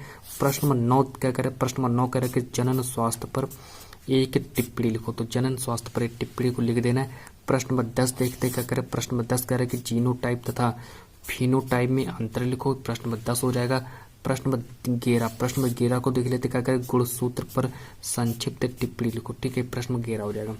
प्रश्न नंबर 12 देख लेते हैं क्या करें। प्रश्न नंबर 12 कह रहा है कि मनुष्य में लिंग गुणसूत्र से क्या तात्पर्य है, वे किस प्रकार वंशागत होते हैं। ठीक है, प्रश्न नंबर 12 हो गया। प्रश्न नंबर 13 को देख लेते क्या करें। प्रश्न नंबर 13 कह रहा है कि प्रश्न नंबर 13 भी इंपॉर्टेंट है। प्रश्न नंबर 13 करके एक संकर तथा द्विसंकर क्रॉस से आप क्या समझते हैं, और हमको यहाँ पर उदाहरण देते हुए समझाना है। प्रश्न नंबर 14 कह देखिए क्या करें। प्रश्न नंबर 14 कह रहा है कि समजात तथा समरूप अंगों को उदाहरण देते हुए समझाना है। ठीक है, तो यहाँ पर क्या करना है कि समजात तथा समरूप अंगों को उदाहरण देते हुए समझाना है। तो फाइनली अगर हम बात कर लें आपके पेपर में जो बायोलॉजी जो है, ठीक है, बायोलॉजी में से आपको इतने ही प्रश्न आपको मिल जाएंगे। ठीक है, देखिए बायोलॉजी आपके यहाँ पर देखिए कंप्लीट होने वाली है फाइनली। अब यहाँ पर बायोलॉजी के बारे में थोड़ा अगर हम बात कर लें कि बायोलॉजी में आपके देखिए कितने, तो सबसे पहले तो हम यहाँ पर बात करेंगे तो बायोलॉजी में आपके यहाँ पर देखिए बायोलॉजी के आपके यहाँ पर देखिए लघुत्तरी प्रश्न आपके कंप्लीट हो चुके हैं। ठीक है, तो बायोलॉजी के लघुत्तरी प्रश्न कंप्लीट हो चुके हैं। अब हम ला रहे हैं बायोलॉजी के दीर्घ उत्तरी प्रश्न। ठीक है, तो अब आप लोग क्या करिए, बायोलॉजी के दीर्घ उत्तरी प्रश्नों को भी पढ़ लेना। ठीक है, पहला प्रश्न है कि मेंडल के वो आनुवांशिकता के नियमों की विवेचना करो। पहला प्रश्न है कि मेंडल के आनुवांशिकता के नियमों की विवेचना करो। फिर प्रश्न नंबर सेकंड कह रहा है कि लिंग गुणसूत्र का क्या अर्थ है, और मनुष्य में लिंग गुणसूत्र किस प्रकार होता है। ठीक है, तो आपका प्रश्न नंबर सेकंड हो जाएगा कि लिंग गुणसूत्र का क्या अर्थ है, और मनुष्य में लिंग निर्धारण किस प्रकार होता है। प्रश्न नंबर थर्ड के बारे में बात कर लेते हैं कि लैमार्कवाद को समझाइए, और लैमार्कवाद की आलोचनाओं पर प्रकाश डालो। प्रश्न नंबर 4 कह रहा है कि पोषण क्या है, और पोषण की आवश्यकता क्यों पड़ती है, और पोषण के मुख्य प्रकारों का उल्लेख करो। प्रश्न नंबर 5 देख लेते क्या करें। प्रश्न नंबर 5 और 6 को देख लीजिए। प्रश्न नंबर 5 कह रहा है कि प्रकाश संश्लेषण की क्रियाविधि का संक्षेप में वर्णन करो, और प्रश्न नंबर 6 कह रहा है कि मनुष्य के हृदय की आंतरिक संरचना का स्वच्छ नामांकित चित्र बनाइए। ठीक है, तो सारे के सारे प्रश्नों को नोट कर लेना, और एक भी प्रश्न छोड़ना मत। ठीक है, हर प्रश्न को याद कर लेना, कॉपी में नोट्स बनाकर इन प्रश्नों को लिख लेना। ठीक है, तो देखिए अब हम बात कर लेते हैं। अब यहाँ पर देखिए आपके कितने इंपॉर्टेंट प्रश्नों के बारे में अब हम बात कर चुके हैं, तो कुछ अब हम आप लोगों को डिटेल में समझा देते हैं। तो चलिए बात कर लेते हैं कुछ अब हम। तो सबसे पहले अगर हम बात करें आपके इम्पोर्टेंट प्रश्नों के बारे में, तो देखिए यहाँ पर अगर हम बात कर लेते हैं कि यहाँ पर कि सबसे पहले हम बात करते हैं आपके बायोलॉजी के, सबसे पहले हम बात करते हैं फिजिक्स के बारे में। ठीक है, तो फिजिक्स के बारे में बात करते हैं, फिर हम बात करेंगे केमिस्ट्री। ठीक है, तो केमिस्ट्री, और फिर हम बात करेंगे बायोलॉजी, फिर हम बात करेंगे बायोलॉजी और केमिस्ट्री फिजिक्स। देखिए बायोलॉजी देखिए फिजिक्स जो है आपके पेपर में कितने नंबर का पूछा जाएगा, तो फिजिक्स जो है आपके पेपर में जो लघु उत्तरी प्रश्न जो होते हैं, लघु उत्तरी प्रश्न, ठीक है, लघु उत्तरी प्रश्न जो होते हैं 12 नंबर का पूछा जाएगा, और साथ ही साथ में जो दीर्घ उत्तरी प्रश्न, एक दीर्घ उत्तरी प्रश्न पूछा जाएगा आपके पेपर में लघु उत्तरी में। ये फिजिक्स के बारे में बात चल रही, ठीक है। देखिए 6 नंबर हो गया, तो 12, 6, 18 नंबर आपका फिजिक्स में कंप्लीट हो चुका है, ठीक है। अब आप लोगों को फिजिक्स के कोई भी टेंशन नहीं लेनी, फिजिक्स में आपको कोई भी टेंशन नहीं लेनी, आपको यहाँ पर सारे के सारे प्रश्न मिल जाएंगे, ठीक है। अब बात करते हैं केमिस्ट्री। देखिए केमिस्ट्री में तो आप कैसे देखिए यहाँ पर केमिस्ट्री में बात करें तो केमिस्ट्री में 2 लघु उत्तरी प्रश्न आपसे पूछे जाएंगे, केमिस्ट्री में 2 लघु उत्तरी प्रश्न आपसे पूछे जाएंगे और 8 नंबर का होगा, ठीक है। एक प्रश्न 4 नंबर का होगा तो 8 नंबर हो गए। एक प्रश्न आपसे कौन सा पूछा जाएगा, एक प्रश्न आपसे दीर्घ उत्तरी प्रश्न पूछा जाएगा जो कि 6 नंबर का होता है, ठीक है। 8, 6, 14 नंबर ये हो गए, और आपके 8, 6, 14 और 14, 18 कितना 32 होता है ना, ठीक है।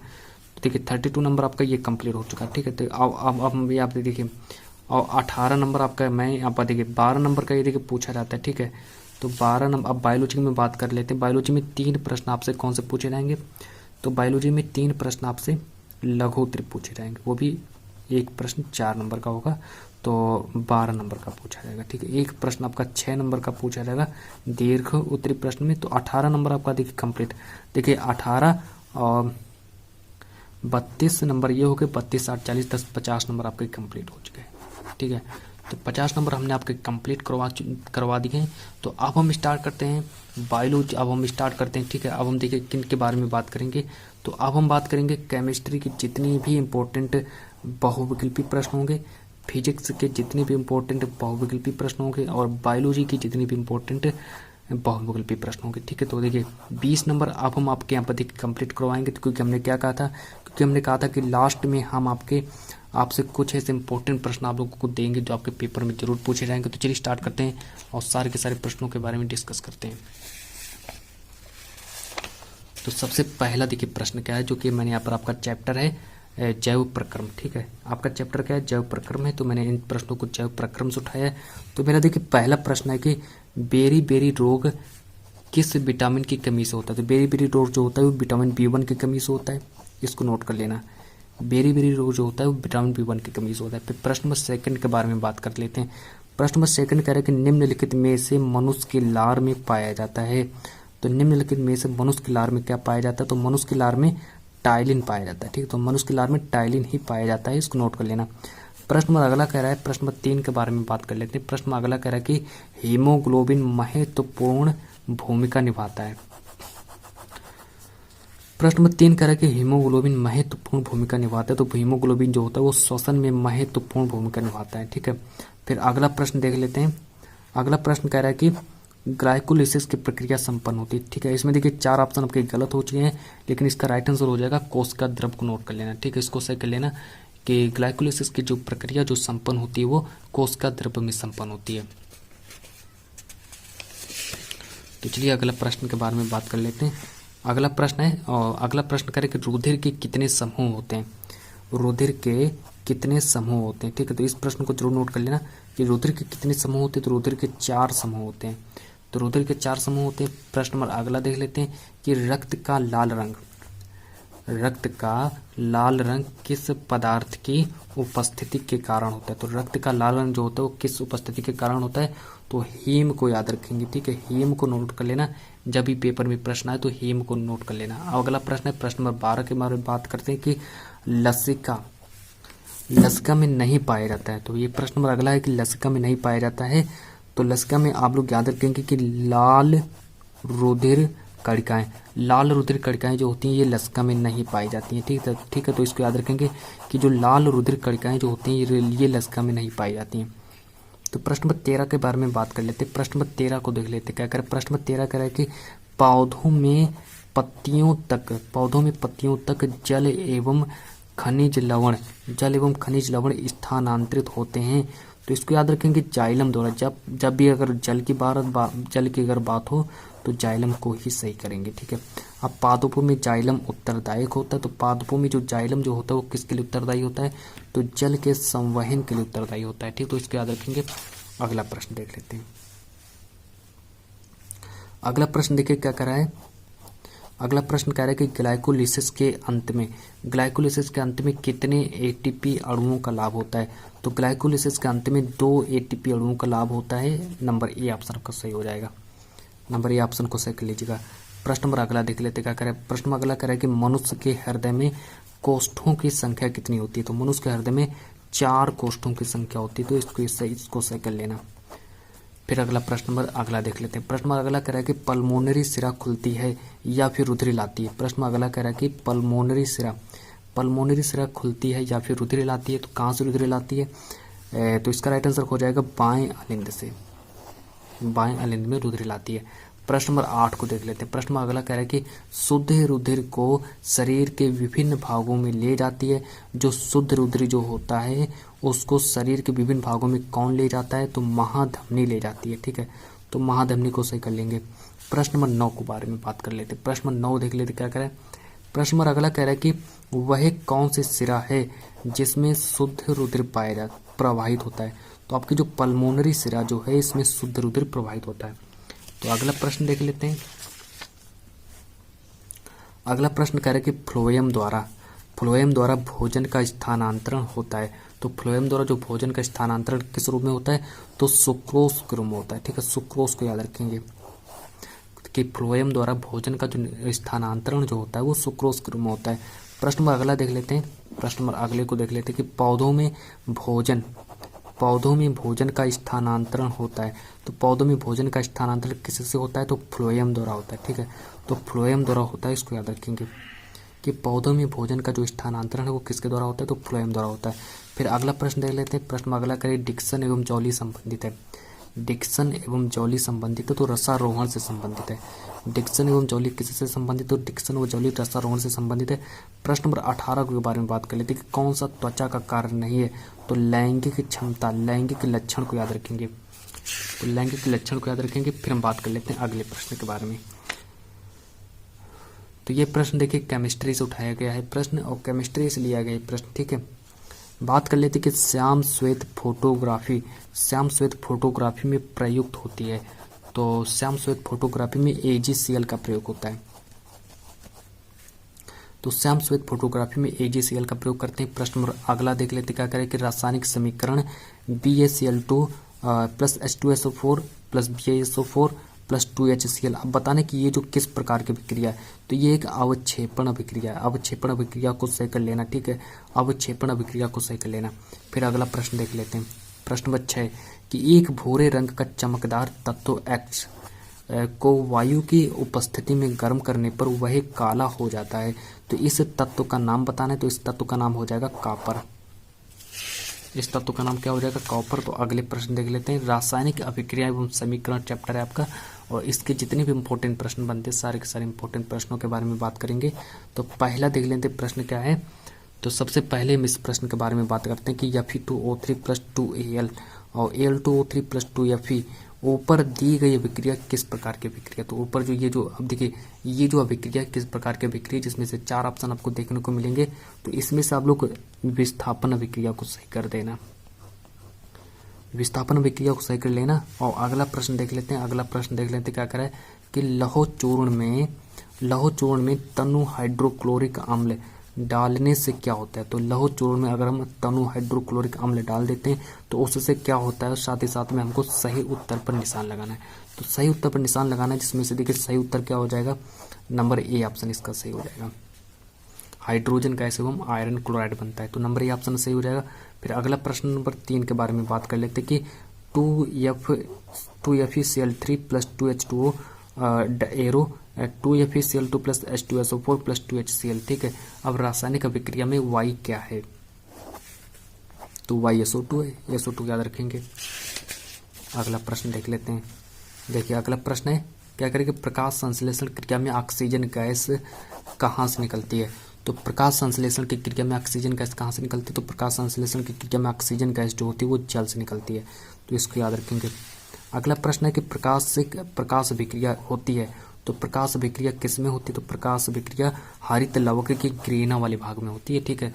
तो प्रकाश अभिक्रिया जो होती है हरित लवक के ग्रेना वाले भाग में होती है। प्रश्न नंबर अगला देख लेते हैं, क्या करेंगे, क्लोरोप्लास्ट के ग्रेना में बनते हैं। तो क्लोरोप्लास्ट के ग्रेना में क्या क्या बनता है, तो क्लोरोप्लास्ट के ग्रेना में ATP, ठीक है, ATP तथा ये नहीं सही होगा, ये वाला सही कर लेना, ATP तथा NADP और 2H बनता है, ठीक। तो इसको सही कर लेना। प्रश्न नंबर खा सही हो जाएगा, खा नंबर सही हो जाएगा। प्रश्न नंबर अगला कि क्लोरोप्लास्ट अवशोषित करता है, तो क्लोरोप्लास्ट एक प्रकाशीय ऊर्जा अवशोषित करता है, ठीक है। तो क्लोरोप्लास्ट जो है ये प्रकाशीय ऊर्जा अवशोषित करता है, तो उसको सही कर लेना। अगला प्रश्न देख लेते हैं। अगला प्रश्न क्या करें कि हरित लवक के स्ट्रोमा में कौन सी अभिक्रिया होती है। तो हरित लवक के स्ट्रोमा में कौन सी अभिक्रिया होती है, तो इसमें आप लोग A व B, ठीक है, का व खा दोनों से कर लेना, का व खा। हरित लवक के स्ट्रोमा में कौन सी अभिक्रिया होती है, तो का व खा दोनों को सही कर लेना, ये दोनों सही हो जाएंगे। अगला प्रश्न देख लेते हैं। अगला प्रश्न है कि पादपों में वायु प्रदूषण कम करने वाली प्रक्रिया क्या है। तो पादपों में वायु प्रदूषण कौन कम करता है, तो इसको याद रखेंगे, प्रकाश संश्लेषण ही कम करता है, ठीक है। तो प्रकाश संश्लेषण पर टिक लगा देंगे, ये आपका राइट आंसर हो जाएगा। प्रश्न नंबर अगला देख लेते हैं कि निम्न में से कौन विषम पोषी नहीं है। तो विषम पोषी नहीं, तो मनी प्लांट को याद रखेंगे, मनी प्लांट जो है ये एक विषम पोषी नहीं है, ठीक है। फिर अगला प्रश्न देख लेते हैं कि आर्नल C के आकार की संरचना है। तो C के आकार किसका होता है, तो ग्रहणी का जो आकार होता है वो C के आकार का होता है। और प्रश्न नंबर अगला देख लेते हैं कि मनुष्य में ग्रास नली, तो मनुष्य में ग्रास नली की लंबाई कितनी होती है। मनुष्य में ग्रास नली की लंबाई 20 से 30 सेंटीमीटर होती है, ठीक है। तो इसको भी याद कर लेना। अगला प्रश्न देख लेते हैं कि मनुष्य में लार ग्रंथियों की संख्या कितनी होती है। तो मनुष्य में लार ग्रंथियों की संख्या 3 जोड़ी होती है। तो मनुष्य में लार ग्रंथियों की संख्या कितनी होती है? मनुष्य में लार ग्रंथियों की संख्या 3 जोड़ी होती है। फिर अगला प्रश्न देख लेते हैं कि क्रम रूप परिशेषिका का भाग है, तो क्रम रूप परिशेषिका का भाग है बढ़िया तो को सही कर लेना। फिर अगला प्रश्न देख लेते हैं कि मनुष्य में दूध के दांतों की संख्या कितनी होती है? तो 20 होती है। अगला प्रश्न देख लेते हैं कि मनुष्य के प्रत्येक जबड़े में चवर्णक दांतों की संख्या कितनी होती है? तो मनुष्य के प्रत्येक जबड़े में चवर्णक दांतों की संख्या 6 होती है। ठीक है, अगला प्रश्न देख लेते हैं। अगला प्रश्न है कि आहार नाल के पेशीय संकुचन को कहते हैं, तो आहार नाल के पेशीय संकुचन को क्रमानुकुंचन कहते हैं। ठीक है, इसको नोट कर लेना। और अगला प्रश्न है कि निम्न में से विटामिन का कौन सा जोड़ा जल में घुलनशील है? तो विटामिन का ऐसा कौन सा जोड़ा है जो जल में घुलनशील है? तो विटामिन बी व सी, ये दोनों जल में घुलनशील है, तो इनको नोट कर लेना। अगला प्रश्न है कि विटामिन सी का अच्छा स्रोत है, तो जो संतरा जो है ये विटामिन सी का अच्छा स्रोत है। अगला प्रश्न देख लेते हैं। अगला प्रश्न करें कि मेंडल ने अपना प्रयोग निम्न में से किस पौधे पर किया? तो मेंडल ने जो अपना प्रयोग जो किया वो मटर के पौधे पर किया। ठीक है, अगला प्रश्न देख लेते कि उद्घान में अप्रभावी लक्षण है। उद्घान में अप्रभावी लक्षण क्या कहलाएगा? तो उद्घान में अप्रभावी लक्षण कहलाएगा झुर्रीदार बीज। तो झुर्रीदार बीज को सही कर लेना। और प्रश्न नंबर अगला कह रहा है कि एक द्विसंकर का दर्श प्रारूप है, तो एक द्विसंकर दर्श का प्रारूप क्या हो जाएगा? तो 9:3:1। अगला प्रश्न देख लेते हैं कि गुणसूत्र किस पदार्थ के बने होते हैं? तो गुणसूत्र जो होते हैं ये डीएनए और प्रोटीन के बने होते हैं। तो जो गुणसूत्र जो होते हैं ये डीएनए और प्रोटीन के ही बने होते हैं, तो इसको याद कर लेना।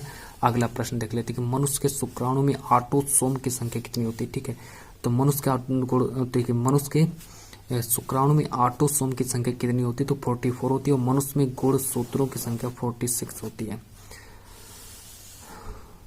अगला प्रश्न है 49 कि समजात अंगों का उदाहरण है, तो समजात अंगों का उदाहरण क्या कहलाएगा? उपयुक्त सभी, मतलब डी नंबर आपका सही हो जाएगा।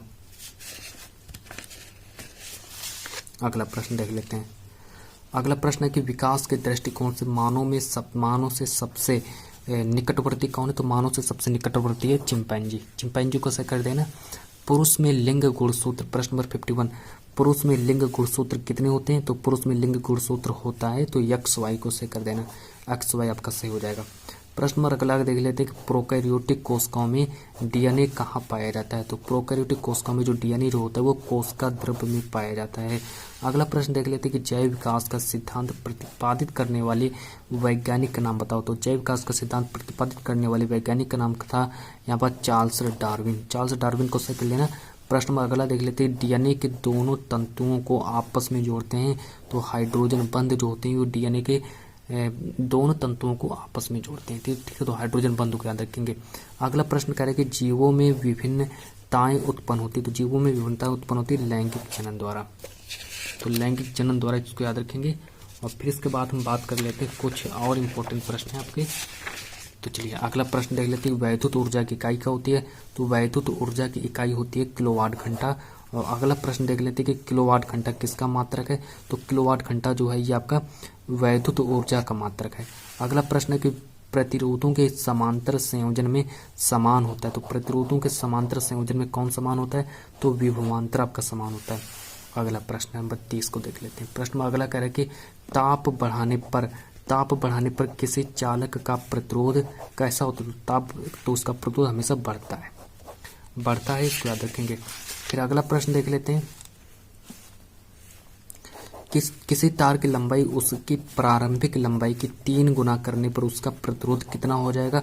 तो उसका जो प्रतिरोध जो होता है वो 3 गुना हो जाएगा। ठीक है, तो उसका प्रतिरोध 3 गुना हो जाएगा। प्रश्न अगला देख लेते हैं कि ओम के नियम का फार्मूला क्या होता है? तो ओम के नियम का फार्मूला होता है V = I/R।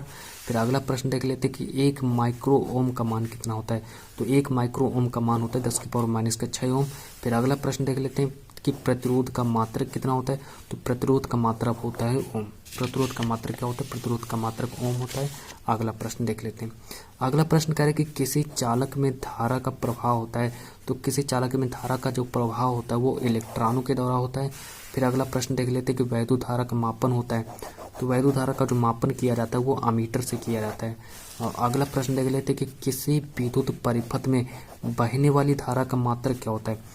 तो इसको याद रखेंगे, एम्पियर को सही कर लेंगे, एम्पियर को सही करेंगे। फिर अगला प्रश्न है कि किसी चालक में 2 एम्पियर की धारा प्रवाहित हो रही है और 2 सेकंड में चालक से गुजरने वाले आवेश की मात्रा कितनी होगी, तो 4 कूलाम को याद रखेंगे। फिर अगला प्रश्न देख लेते हैं कि अगला प्रश्न करेंगे निम्न में से कौन से समूह में जैव निम्नीकरण पदार्थ नहीं है, तो घास, लकड़ी तथा प्लास्टिक को याद रखेंगे। ठीक है, ऑप्शन नंबर 20 सही हो जाएगा।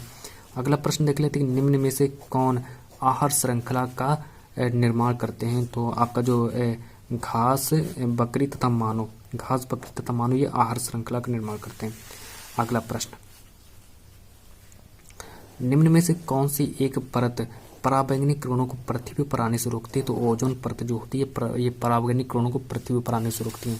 फिर अगला प्रश्न देख लेते हैं कि जीवाश्म ऊर्जा का स्रोत है, तो आपका जो कोयला, पेट्रोलियम जो होता है ये जीवाश्म ऊर्जा का स्रोत होता है। चलिए अगला प्रश्न देख लेते हैं। अगला प्रश्न कह रहे हैं कि सौर कुकर के लिए कौन सा दर्पण प्रयुक्त किया जाता है, तो सौर कुकर के लिए कौन सा दर्पण प्रयुक्त किया जाता है, तो अवतल दर्पण को याद रखेंगे। अगला प्रश्न देख लेते हैं कि गर्म जल प्राप्त करने के लिए हम सौर जल तापक का उपयोग किस दिन नहीं कर सकते, तो बादलों वाले दिन इसका प्रयोग नहीं कर सकते। ठीक है, फिर अगला प्रश्न और देख लेते हैं कि किसी विद्युत धारावाही सीधी लंबी परिनालिका के भीतर चुंबकीय क्षेत्र कैसा होता है, तो चुंबकीय क्षेत्र जो होता है वो सभी बिंदुओं पर समान होता है। फिर अगला प्रश्न देख लेते हैं कि एक गतिमान आवेशित कण उत्पन्न करता है, तो एक गतिमान आवेशित कण जो होता है उत्पन्न क्या करता है, तो चुंबकीय व विद्युत क्षेत्र दोनों उत्पन्न करता है। ठीक है, तो चलिए जब तक के लिए हम और भी कुछ ऐसे आपके इम्पोर्टेंट प्रश्न हैं, तो इसमें से ही आपको इतने ही प्रश्न आपको मिल जाएंगे। तो इसके लिए कुछ और इम्पोर्टेंट प्रश्नों के बारे में जब तक हम बात कर लेते हैं, तो यहाँ पर देखिए अगला प्रश्न है कि वैद्युत मोटर परिवर्तित करता है, ये भी काफ़ी इंपॉर्टेंट है प्रश्न है। तो वैद्युत मोटर ये क्या परिवर्तित करता है, तो इसका राइट आंसर याद रखेंगे, वैद्युत ऊर्जा को यांत्रिक ऊर्जा में परिवर्तित करता है। फिर अगला प्रश्न देख लेते हैं। अगला प्रश्न कह रहा है कि ओम के नियम के अनुसार विभवांतर व धारा के बीच ग्राफ होगा, तो एक सरल रेखा में होता है। ठीक है, तो एक सरल रेखा में होता है। और अगला प्रश्न है कि निम्नलिखित में से कौन सा पद वैद्युत शक्ति को सही निरूपित करता है, तो V बराबर VI सही हो जाएगा। विद्युत ऊर्जा की इकाई क्या होती है, तो विद्युत ऊर्जा की इकाई होती है वाट सेकंड। साथ ही साथ में वैद्युत शक्ति का मात्रक क्या होता है, तो वैद्युत शक्ति का मात्रक हो जाता है वोल्ट। अगला प्रश्न देख लेते हैं कि 1 टेस्ला बराबर कितना होता है, 1 टेस्ला बराबर होता है 1 वीवर प्रति मीटर स्क्वायर। साथ ही साथ में और आगे बात कर लेते हैं कि एक इलेक्ट्रॉन u वेग से एक समान चुंबकीय क्षेत्र B के लंबवत गति कर रहा है और इलेक्ट्रॉनों पर लगने वाले बल क्या होगा, तो EVB को सही कर लेना। ठीक है, अगला प्रश्न देख लेते हैं कि किसी धारावाहिक चालक में बहने वाली धारा I और लंबाई L को लंबवत B तीव्रता वाले चुंबकीय क्षेत्र में रखा गया है। ठीक है, फिर उस पर लगने वाला बल कैसा है, तो IBL को सही कर लेना, IBL आपका सही हो जाएगा। ठीक है, देखिए अगला प्रश्न करें कि BA और फाई क्रमशः चुंबकीय क्षेत्र की तीव्रता, क्षेत्रफल व फ्लक्स के संकेत हैं और इनके बीच संबंध क्या होगा, तो नंबर ए ऑप्शन सही हो जाएगा, फाई बराबर B.A। चलिए अगला प्रश्न 2 से 3 पेज और हैं, फिर आपका कंप्लीट हो जाएगा। ठीक है, देखिए अगला प्रश्न करें कि विद्युत चुंबकीय प्रेरण से एक कुंडली में प्रेरित विद्युत वाहक बल अनुक्रमानुपाती होता है, तो इसका आंसर याद रखेंगे चुंबकीय फ्लक्स में परिवर्तन की दर के। ठीक है, तो चुंबकीय परिवर्तन की दर के। अगला प्रश्न देख लेते हैं कि विद्युत धारा उत्पन्न करने की युक्ति है, तो विद्युत धारा उत्पन्न करने की युक्ति है जनित्र को याद रखेंगे। फिर अगला प्रश्न है कि डायनमो उत्पन्न करता है, तो डायनमो क्या उत्पन्न करता है, डायनमो विद्युत वाहक बल उत्पन्न करता है। अगला प्रश्न देख लेते हैं कि डायनमो परिवर्तित करता है, तो डायनमो यांत्रिक ऊर्जा को वैद्युत ऊर्जा में परिवर्तित करता है। चलिए फिर अगला प्रश्न है कि हीटर का तार बना होता है, तो हीटर का तार नाइक्रोम का बना होता है। फिर अगला प्रश्न देख लेते हैं कि बिजली के बल्ब में फिलामेंट होता है, तो बिजली के बल्ब में फिलामेंट टंगस्टन का होता है। अगला प्रश्न देख लेते हैं कि वैद्युत सामर्थ्य P का सूत्र है, तो P बराबर VI हो जाएगा। फिर अगला प्रश्न देख लेते हैं कि एक अशुद्ध शक्ति बराबर होता है, तो 746 वाट को सही कर लेंगे। फिर देखिए और नेक्स्ट प्रश्न है कि 1 किलोवाट घंटा में जूल की संख्या कितनी होती है, तो 1 किलोवाट घंटा में 3.6 × 10⁻6 जूल होते हैं। चलिए फिर अगला प्रश्न देख लेते हैं कि एम्पियर सेकंड मात्रक है, तो एम्पियर सेकंड जो होता है ये आवेश का मात्रक होता है। फिर प्रश्न नंबर अगला देख लेते हैं कि समतल दर्पण की फोकस दूरी कितनी होती है, तो समतल दर्पण की फोकस दूरी अनंत होती है। फिर अगला प्रश्न देख लेते हैं कि समतल दर्पण द्वारा निर्मित प्रतिबिंब का आवर्धन कितना होता है, तो 1 होता है। फिर अगला प्रश्न नंबर देख लेते हैं। अगला प्रश्न देख लेते हैं कि यदि किसी वस्तु को एक दर्पण के सामने निकट रखने पर प्रतिबिंब सीधा बने किंतु दूर रखने पर उल्टा प्रतिबिंब बने तो वही दर्पण होगा, तो वह दर्पण अवतल दर्पण होगा। अवतल दर्पण को सही कर लेना। अगला प्रश्न देख लेते कि अवतल दर्पण के फोकस पर रखी वस्तु का प्रतिबिंब बनता है तो अनंत पर बनता है। फिर देखिए और प्रश्न देख लेते हैं कि अलैंगिक जनन मुकुलन द्वारा किसमें होता है, तो अलैंगिक जनन मुकुलन द्वारा किसमें होता है, ईस्ट में होता है। फिर अगला प्रश्न देख लेते हैं कि पुष्प में कितने भाग होते हैं, पुष्प के 4 भाग होते हैं। फिर अगला प्रश्न देख लेते हैं कि एक पुष्प की स्त्री केसर के मध्य भाग को क्या कहते हैं, तो वर्तिका कहेंगे। फिर अगला प्रश्न देख लेते हैं कि निषेचन के बाद पुष्प का कौन सा भाग फल में बदल जाता है, वो अंडाशय बदल जाता है। फिर और अगला प्रश्न 60 के बारे में बात करते हैं कि निम्न में से कौन मानव में मादा जनन तंत्र का भाग नहीं है, तो शुक्र वाहिका को सही कर लेंगे। अगला प्रश्न कि पुष्प के नर भाग को क्या कहेंगे, पुष्प के नर भाग को ये कहेंगे पुमंग। तो चलिए अगला प्रश्न देख लेते हैं कि डीएनए पाया जाता है, तो डीएनए कहाँ पाया जाता है, तो डीएनए केंद्रक में पाया जाता है, तो इसको सही कर लेंगे। अगला प्रश्न है कि पौधों में कायिक प्रवर्धन के लिए कौन सा भाग कायिक अनुकूल है, तो तना को सही कर लेंगे। अगला प्रश्न है कि मुकुलन पाया जाता है, तो मुकुलन हाइड्रा में पाया जाता है। फिर अगला प्रश्न है कि निम्न में से कौन मानव में मादा जनन तंत्र का भाग नहीं है, तो शुक्र वाहिका को सही कर लेंगे। अगला प्रश्न है कि पराग कोष में होते हैं, तो पराग कोष में परागकण होते हैं। चलिए अब आपके यहाँ पर देखिए 4 इंपॉर्टेंट प्रश्न और हैं, फिर हम आज की इस क्लास को सिर्फ यहीं पर ही समाप्त करते हैं और आप लोगों को सिर्फ इतना ही पढ़ना होगा, ठीक है। अगला प्रश्न है कि लार में कौन सा एंजाइम पाया जाता है, एमिलेस एंजाइम पाया जाता है। फिर देखिए द्वार कोशिकाएं पाई जाती हैं रंध्रों में, साथ ही साथ में केवल न्यूक्लिक अम्ल व प्रोटीन के बने होते हैं, विषाणु बने होते हैं। फिर अगला प्रश्न देख लेते हैं कि केवल जल में घुलनशील होते हैं, तो विटामिन सी जो होता है ये केवल जल में घुलनशील होता है। तो जब तक के लिए हम आज की इस क्लास को इतना ही रखते हैं, ठीक है, और मिलते हैं नेक्स्ट वीडियो में। जब तक के लिए आप लोग क्या करें, इतने प्रश्नों को याद कर लेना, ठीक है।